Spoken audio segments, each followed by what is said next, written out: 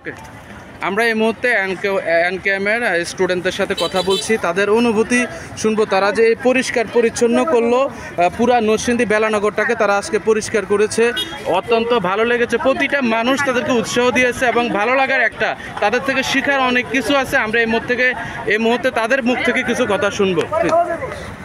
আমরা মূলত এই দেশটাকে রক্ষা করতে চাই। আমরা জাতির ভবিষ্যৎ। যদি আমরা এইগুলো গাছপালা পরিষ্কার পরিচ্ছন্ন না করি, রাস্তাঘাট পরিষ্কার পরিচ্ছন্ন না করি, তাহলে আসলে এই দায়ভারটা অন্য কাউকে দেওয়া যায় না।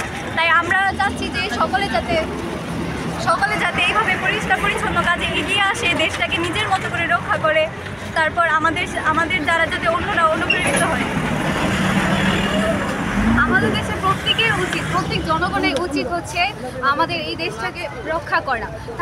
আমরা স্টুডেন্টরা কেন, সবাইকে পরিষ্কার করতে হবে, এই দেশটাকে খেয়াল রাখতে হবে। এটা কোনো লজ্জার বিষয় না, কারণ পরিষ্কার